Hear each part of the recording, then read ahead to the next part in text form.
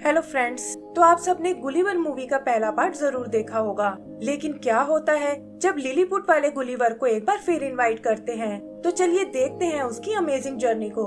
तो मूवी शुरू होती है लिलीपुट टाउन से, जहां हम उनके प्रेजेंट किंग एडवर्ड को देखते हैं और वो आज एक इम्पोर्टेंट अनाउंसमेंट करने आया है।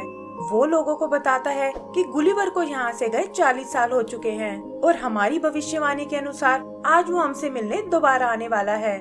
वो उन्हें गुलिवर के पुराने किस्से याद दिलाता है कि कैसे उसने अपने साइज का फायदा उठाकर टाउन की बहुत सी प्रॉब्लम सॉल्व की थी और साथ ही उनके दुश्मन ब्लेफुस्को को भी अच्छा सबक सिखाया था। आगे एडवर्ड बताता है कि इस बार भी वो जायंट हमारी बहुत मदद करने वाला है और ये सुनकर वो सब खुशी से नाचने लगते हैं।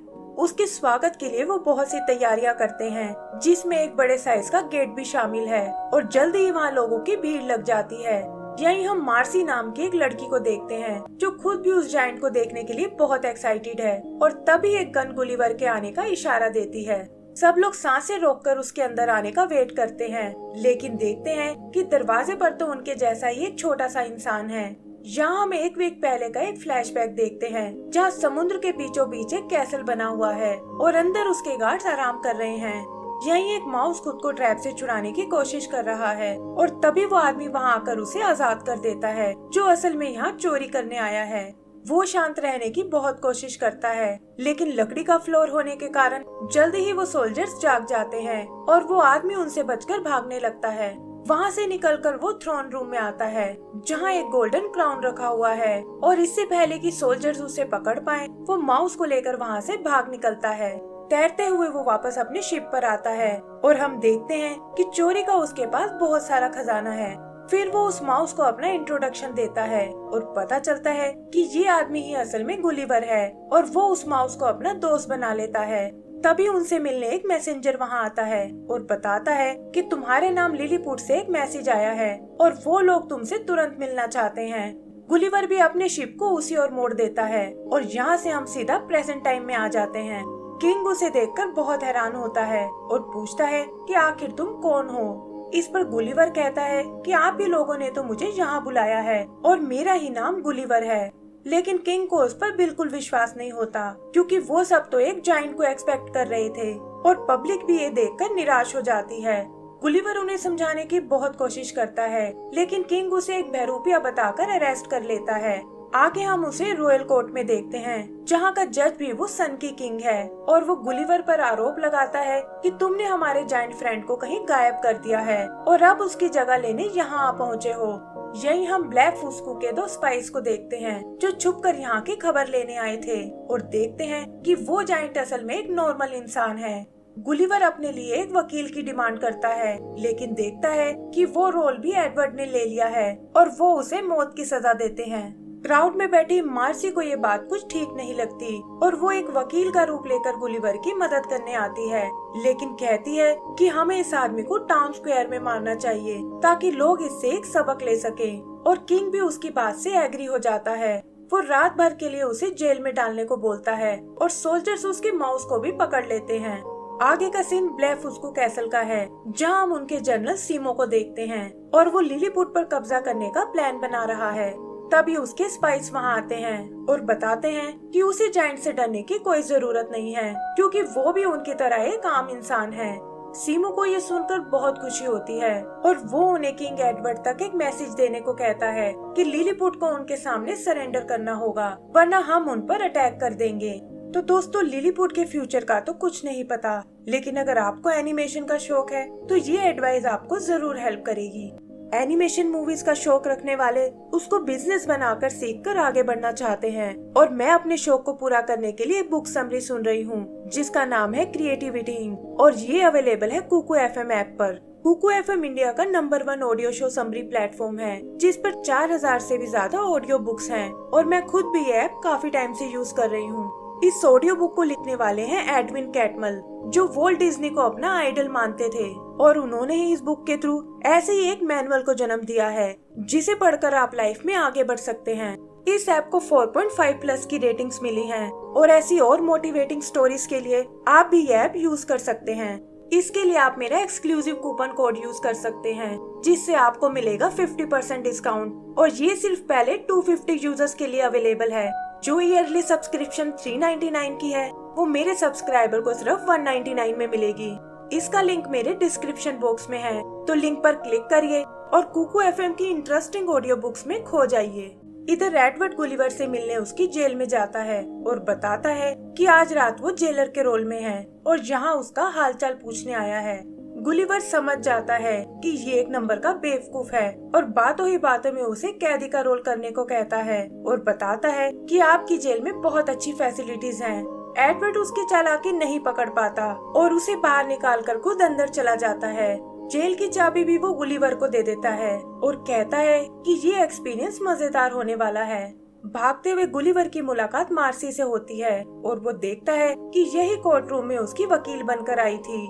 गुलिवर उस पर नाराज होने लगता है कि तुम तो मुझे पब्लिक के सामने मरवाना चाहती थी, लेकिन मार्सी उसे समझाती है कि किंग तुम्हें उसी दिन मारने वाला था और मैं तो तुम्हें भागने का एक मौका देना चाहती थी। गुलिवर उसकी और कोई मदद लेने से मना कर देता है, लेकिन देखता है कि कैसल से निकलने का कोई रास्ता नहीं है। तब मार्सी उसे एक सीक्रेट रास्ता दिखाती है और वो उससे होते हुए ऊपर टाउन में आ जाते हैं।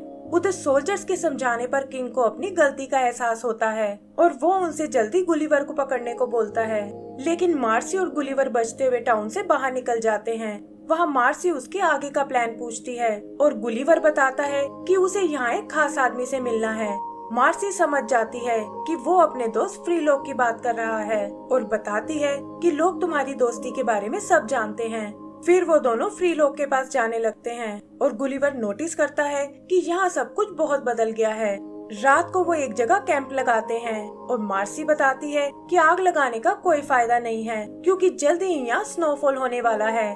गुलिवर ये सुनकर हंसने लगता है कि भला समर में स्नोफॉल कैसे हो सकती है और उसे इग्नोर करके वो सोने चला जाता है। सुबह वो देखता है कि हर तरफ स्नो फैली हुई है और तब मार्सी उसे इसका राज बताती है कि कैसे किंग टाइम को तेजी से गुजारना चाहता था और इसके लिए उसने एक मैजिकल ऑर्डर का सहारा लिया और किंग होने के नाते नेचर भी उसके अगेंस्ट नहीं जा पाया।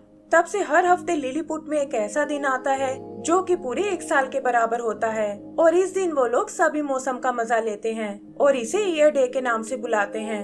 इस पर गुलिवर पूछता है कि आखिर किंग टाइम की स्पीड को क्यों बढ़ाना चाहता था और मार्सी इसका जिम्मेदार गुलिवर को ही बताती है क्योंकि उसने 40 साल बाद आने का वादा किया था, लेकिन किंग इतना इंतजार नहीं करना चाहता था और उसने ऐसा तरीका ढूंढा जिससे 40 साल जल्दी से बीत जाएं। तब गुलिवर उसे बताता है कि मेरा किसी भविष्यवाणी से कोई लेना देना नहीं है और मैं तो यहाँ अपने दोस्त फ्रीलोक के कहने पर आया हूँ। फिर वो जल्दी ही फ्रीलोक के घर पहुँच जाते हैं, लेकिन गुलिवर देखता है कि वो तो पहले से बहुत बूढ़ा हो चुका है, जबकि वो दोनों एक ही एज के थे और समझ जाता है कि ये सब ईयर डे की वजह से है।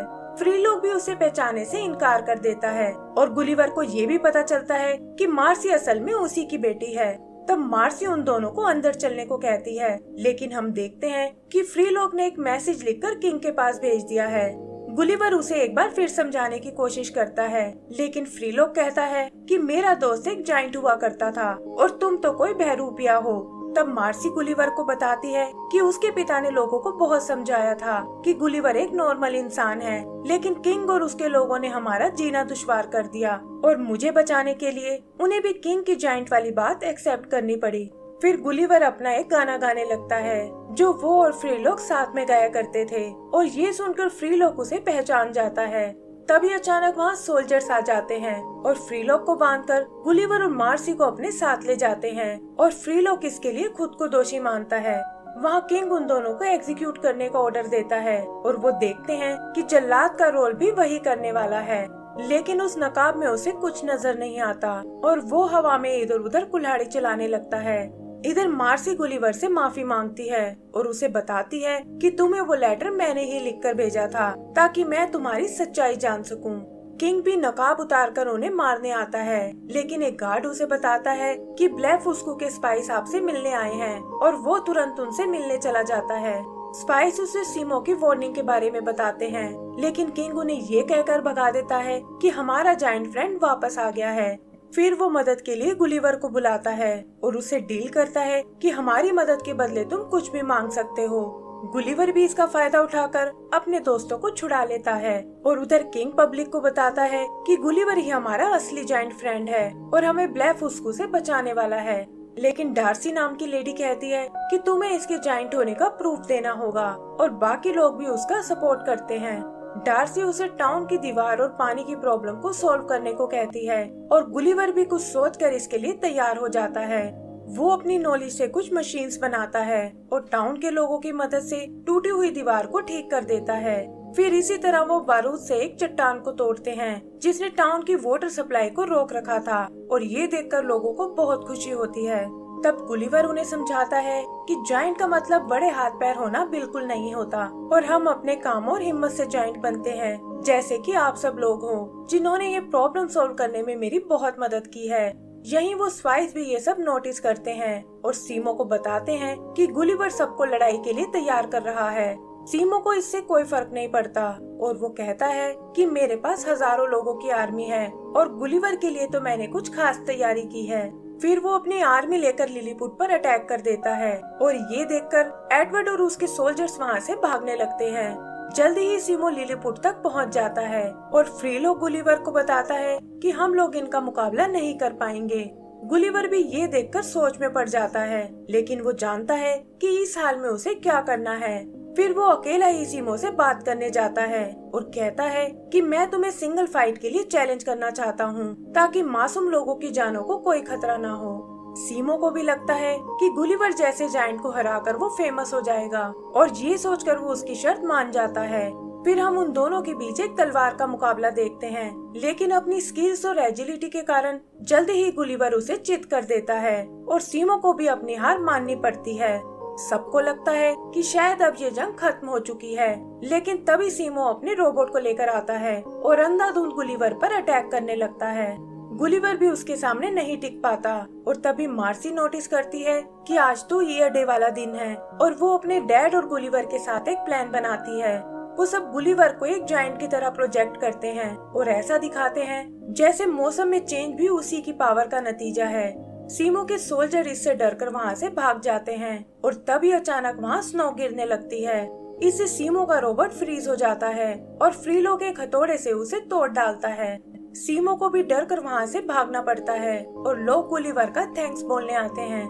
किंग एडवर्ड इस जीत का क्रेडिट लेने आता है, लेकिन लोग अब उसको समझ चुके थे और डार्सी कहती है कि अब तुम हमारे किंग नहीं बन सकते और वो ये जिम्मेदारी गुलिवर से लेने को बोलती है। गुलिवर इस ट्रस्ट के लिए उनका थैंक्स बोलता है, लेकिन कहता है कि मुझसे अच्छा किंग फ्रीलोक बन सकता है और वो भी इस पोजीशन को एक्सेप्ट कर लेता है। आगे पता चलता है कि गुलिवर और मार्सी ने आपस में शादी कर ली है और वो अपनी एक नई जर्नी पर जाने वाले हैं। फ्रीलोक और बाकी लोग उन्हें अलविदा बोलने आते हैं और गुलिवर प्रॉमिस करता है कि दोबारा वो उनसे मिलने जल्दी ही आएगा।